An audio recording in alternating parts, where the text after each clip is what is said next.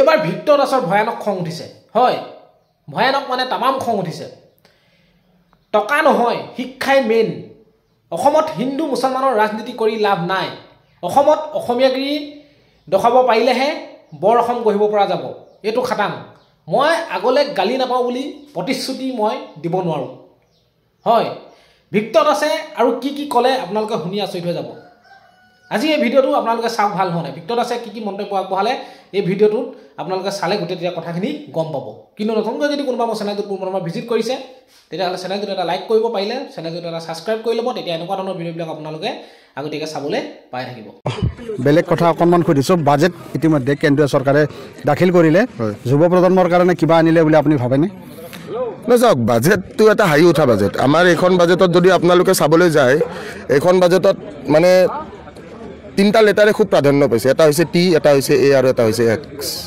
এই তিনিটা লেটাৰে ইমান বেছি প্ৰাধান্য পাইছে যদি আপোনালোকে বাজেটখন ভালকৈ চায় এতিয়ালৈকে ক্ৰিপ্ট' কাৰেঞ্চি এতিয়ালৈকে আমাৰ ইয়াতে গোটেইখিনি ৰুলছ এণ্ড ৰেগুলেশ্যনছ এতিয়ালৈকে অহাই নাই বাট অলৰেডি তেওঁলোকে ক্ৰিপ্ট' কাৰেঞ্চিত তেওঁলোকে টেক্স লগাই থৈ দিছে ঠিক আছে তো মানে উশাহ নিশাটোত বাহিৰে প্ৰায় প্ৰতিটো বস্তুতে এতিয়া আমি টেক্স দিবলগীয়া হৈ আছে আৰু আমাৰ ৰাইজে সেই বস্তুটো দেখিও আওকাণ কৰি আছে বা দেখিও তেওঁলোকে অনুভৱ কৰিবলৈ পৰা নাই এটা মেইন কথাটো হৈছে যে কি আজি বাজেট এখন যেতিয়া কৰা হয় আমি আগৰ পৰা যেতিয়া দেখি আহিছোঁ যে বাজেট এখনত আমাৰ যুৱ প্ৰজন্ম হওক বা বাজেট এখনত আমাৰ উঠি অহা প্ৰজন্মৰ লগতে আমাৰ গোটেই আমাৰ যিমান চিটিজেন্স অফ ইণ্ডিয়া বুলি কয় সকলোৰে চিন্তা তেওঁলোকে কৰিব লাগে কিন্তু এইখন বাজেটত যদি আমি ভালকৈ চাবলৈ যাওঁ এইখন বাজেটত অকল কোনে প্ৰাধান্য পাইছে অকল সেই ধনী ব্যক্তিখিনিয়ে প্ৰাধান্য পোৱা দেখিবলৈ পোৱা গৈছে তো মধ্যচামৰ ব্যক্তিবোৰ বা আমাৰ নিম্ন চাপৰ যিখিনি আমাৰ মানুহ সেই মানুহখিনিৰ কথা এই চৰকাৰখনে চিন্তা কৰিছেনে আৰু যদি কৰিছে সেইটো প্ৰতিফলিত ক'ত হৈছে বাজেটত প্ৰতিফলিত হ'ব লাগিছিলে মই ইয়াতে বাজেটৰ লগত আৰু এটা কথা ক'বলৈ বিচাৰিম যে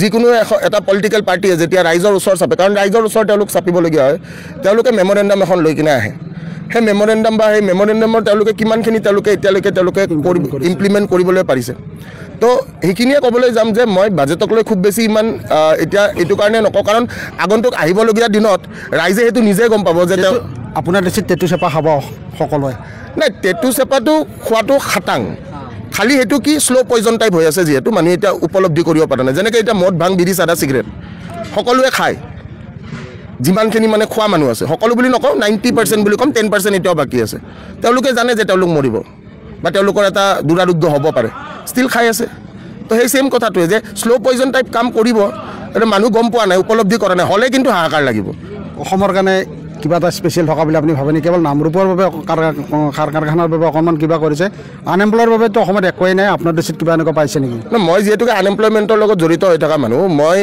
এই সিদিনাখনো মই এই কথা উত্থাপন কৰিছোঁ যে অসমৰ আজিৰ ডেটত প্ৰত্যেক বছৰে প্ৰায় 15 লাখ ষ্টুডেণ্ট পাছ আউট হয় প্ৰায় 15 লাখ অল অভাৰ আছাম আমাৰ গোটেইকেইটা ডিষ্ট্ৰিক্ট মিলি যদি আমি চাবলৈ যাওঁ প্ৰায় 15 লাখমান ষ্টুডেণ্ট এভৰি ইয়াৰ তেওঁলোক পাছ আউট হয় হয়তো তেওঁলোকে ডিগ্ৰী পাছ কৰে নহয়বা তেওঁলোকে ধৰক আপোনাৰ মাষ্টাৰ্ছ পাছ কৰে বা তেওঁলোকে কিবা নহয় কিবা এটা ডিগ্ৰী প্ৰপাৰলি পাছ কৰি যাতে তেওঁলোক এলিজিবল হয় ফৰ এমপ্লয়মেণ্ট এতিয়া 15 লাখ আমি ধৰি ল'লোঁ 10 লাখে হ'ল 10 লাখ মানুহ আৰু 20,000 চাকৰি তো ৰেচিঅ'টো তাতে মানুহে নিজে বুজি পাব যে ৰেচিঅ'টো চৰকাৰে কিন্তু দাবী কৰে বহুত এমপ্লয়মেণ্ট কৰিছে চৰকাৰে 1 লাখ দিছে বুলি দাবী কৰে এতিয়া তাৰে মই প্ৰত্যেকটো সদায় কৈ আহিছোঁ তাৰে মই নিজে জানাত আমাৰ এই গোটেই এইখিনি এৰিয়াত মানে যিহেতু জালুকবাৰী সমষ্টি আছিলে এতিয়াহে সমষ্টি জালুকবাৰী নহয় তো জালুকবাৰী সমষ্টিত মই জানাত আৰু কেলফটোৱা কিছুমানে এতিয়া চাকৰি কৰি আছে ঠিক আছে বহুত আছে ঘৰে ঘৰে চাকৰি দিছে সেইখিনি সমষ্টিটো নিজৰ বুলি সেইকাৰণে এটা গৌৰৱ কৰিব পাৰে কিন্তু ইয়াতে বহুত এনেকুৱা আছে যোনে চাকৰি সামগ্ৰিকভাৱে আচলতে হোৱা নাই যিটো নিকা নিযুক্তিৰ কথা কৈ থাকে নিযুক্তি দিব পাৰে 1 লাখ নিযুক্তি দিব পাৰে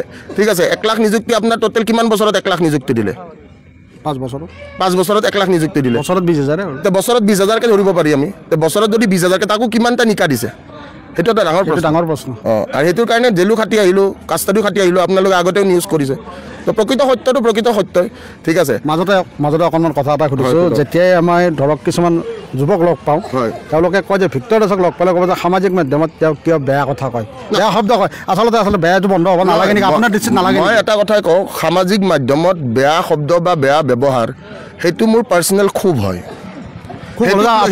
যদি কোনোবাই যদি চৰ্চা কৰিবলৈ বিচাৰিছে তেওঁলোকে টিআৰপি লৈছে আপোনালোকে টিআৰপিয়ে লৈছে আপোনাক সুধিব দিয়াৰ কাৰণে মই এই কথাটোৱে কৈছোঁ আপোনালোকে এইটো টিআৰপি লৈছে আপোনালোকে যদি মোক পিকচাৰাইজ কৰি TRP পাইছে পাব দিছোঁ, মোৰ সেইটোত একো প্ৰব্লেম নাই। সেইবিলাক অকণমান বাদ দিলোঁ।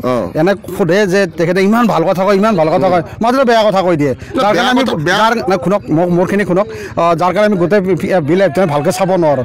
আচলতে আগলৈতো নকয় বুলি আপুনি প্ৰতিশ্ৰুতি দিব নেকি? নাই, মই আগলৈ নকওঁ বুলি প্ৰতিশ্ৰুতি কেতিয়াও নিদিওঁ।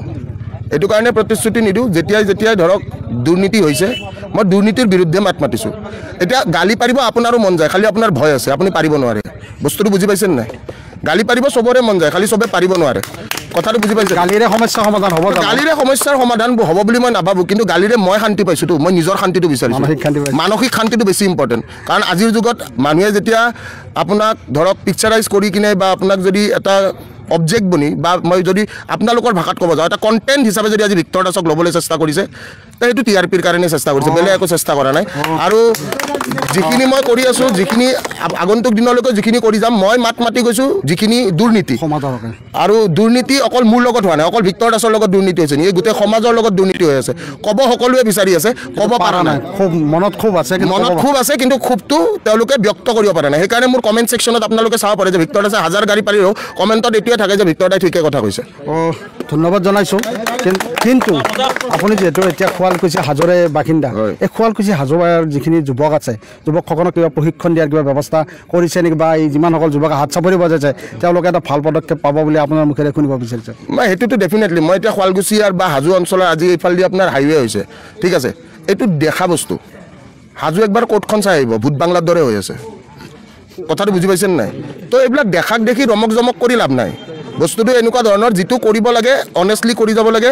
আৰু আগন্তুক দিনলৈকে এইটোৱে কথা ক'ম যে অকল দদৰাবাসীয়ে নহয়, অকল শুৱালকুছিবাসীয়ে নহওক বা অকল হাজোৱে নহয়, গোটেই বৃহত্তৰ অসমৰ কাৰণে কাম কৰি আছিলোঁ, কাম কৰি আছোঁ আৰু কৰি যাম।